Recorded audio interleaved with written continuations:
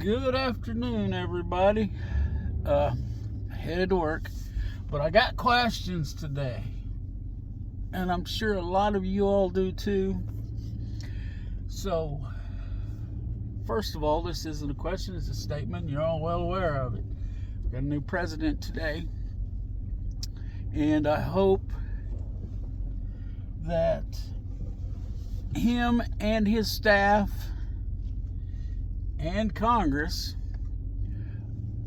are interested in making this country better than what it's been recently.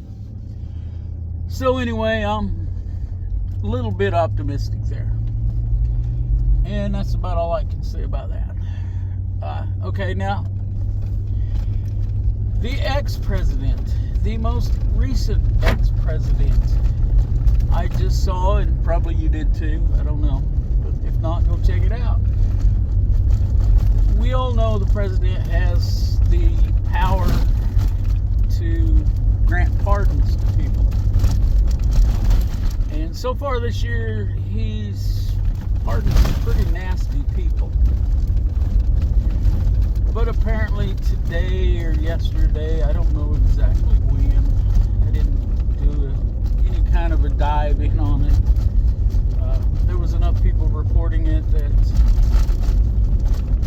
I figured it was pretty much true. But he has pardoned people who have not been officially charged with a crime. Dr. Fauci, Liz Cheney, certain members of the January 6th committee in Congress, which you want to talk about a joke. That was a joke right there. But anyway, and I did a little bit of research, and these pardons cannot be reversed. Nobody can reverse them. Unless, and I doubt that this one, I don't know if this is the proper word, but caveat, or this one point has to be met. The only way that a presidential pardon can be reversed is if the person being pardoned has not received the pardon yet, physically. They have to receive the paper. And I'm sure that would apply to an email. Which, in this case, I'm sure that they had their pardons in their hands before it was announced. So, but why do you pardon, this question, why do you pardon someone who has not been accused of a crime yet? Officially accused, charged with a crime? Yeah. To me, it just makes them all look like they have done something they could be thrown in jail for. But anyway, they can still be investigated, and the way I understand, I don't know this to be true, but I am hearing that they lose their rights, their Fifth Amendment rights to remain silent. So, I don't know, hopefully an investigation will happen and we'll at least get the truth, whether people go to jail or not. But anyway, and here's okay, I'm trying to keep all this in my head I wanted to talk about. I should have made some notes. There's been a big egg recall in Canada, and there's also one in the United States. The one in the United States affects Costco. I don't know why just Costco, but I don't know who they've pissed off. But anyway, Canada, and it's even bigger in Canada. I know one of the stores is IGA, and there was like 3 or 4 stores that were listed, and it's just one lot of eggs that they're recalling. Just one lot number. And it's for for salmonella. Now, I have chickens, I get eggs, and I'm wondering how they got salmonella in those eggs. Nobody's been sick yet either. No reported illnesses. It's just possible. So they're just pulling on this. I think it's, I don't know. I don't know what to think. Let's be honest. I don't know what to think. It kind of smells funny to me. And I don't smell very well. So, that's kind of a joke. I've got chronic sinus issues that sometimes affect my sniffer. But anyway, it's not a good joke if you got to explain it. So, moving on. Yeah.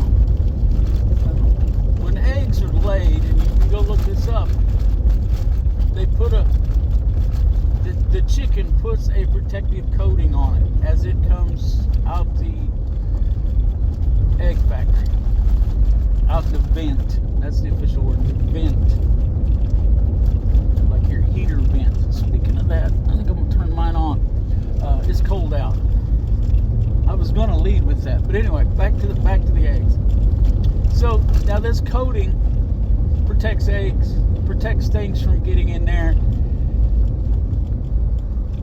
And it's an evolutionary thing that birds developed to protect the embryo that's inside the egg.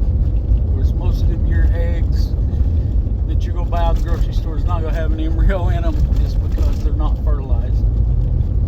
In case you did not know, you do not need a rooster to get eggs. You need a rooster to get baby chicks. Okay. Anyway, back to this bloom. Now, and that's pretty much an impermeable coating on there. Now, our eggs that we get out of our chickens, we don't wash them right away. And we usually wait, until we got a dozen or so or more of them, we'll wash them. And that's why when you wash them, it takes that bloom off. So, but I would like to know,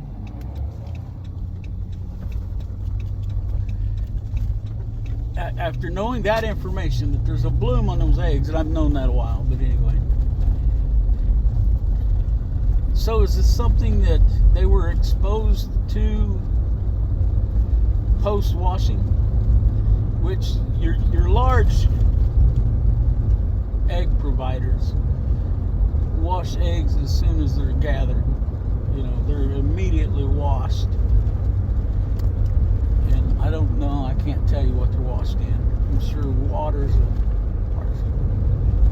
one thing, and that's about all I use to wash my eggs is water. But I'm sure they use something else. They're probably required to by the government. Probably some, I don't know. I'm not going to say because I don't know. So, okay, they've laid their eggs, they've washed the eggs, and now the bloom is washed off. What were they exposed to that now we have a salmonella concern? And why is that not in the report? Like I said. And I know everybody has seen, I'm sure, I don't know. If not, well, guess what? Egg prices are up. Of course, my chickens have been molting for the last month. And they're just now starting to lay. Just because it's been over a month. Anyway, they haven't been laying for a while. But anyway, they're starting to lay now. The days are getting longer. A chicken needs so many hours of daylight every day to produce eggs. But you might want to think about that a little bit for your own health, that you need so much light each day. Anyway, that's it for another day. So my chickens are starting to lay, and it's a good thing. I like it. But these egg farms,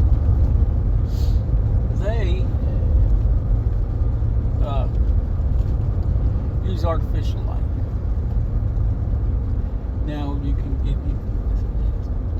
I'm not even going to go into the cage-free and the organic and all that, because it's a joke. When you're talking about professional egg farming, it's a joke.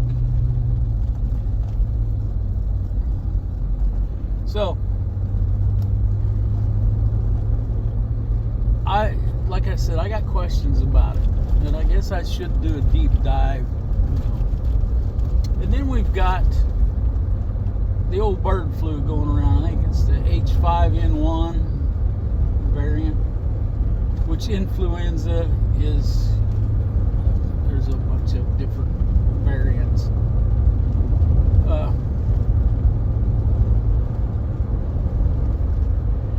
Anyway, this going around, and they're starting to destroy chickens. There was Rhonda informed me today that she had read about a flock, and it's a Tyson farm, I think that's what she said, which they're based in Arkansas, which is just down the road from us. But they found a case in a flock of chickens down around Neosho, Missouri. Now, in this particular case, I cannot say, but I know this is the policy. You can go look it up, and if it comes out that I'm wrong, leave me a comment here. But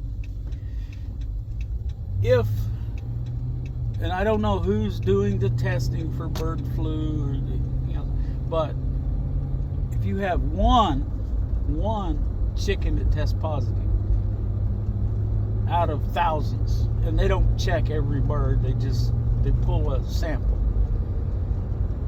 they will euthanize, kill, cull, unalive the entire flock. It might be 20, 30,000 birds. Just one. Now, to me, that seems wasteful. Okay, you find one, you separate the ones you've tested, and you test more. Maybe that's the first bird that's got it, and you caught it early. You know, rather than cull the whole thing. But I'm sure, I don't know this either, and if you're a chicken farmer of any type, corporate, feel free to leave me a comment. I'm sure that there's insurance you can get anymore on that, but I'm sure it doesn't pay everything those chickens are worth. And, 10,000 birds, that's a lot of birds. I mean, I don't care how you look at it. So that's what's on my mind. That's what I got questions about today. I'm about at the end of my trip, so we're going to wrap this video up. Let's look out for each other. Let's help each other when we can. And don't forget to pray.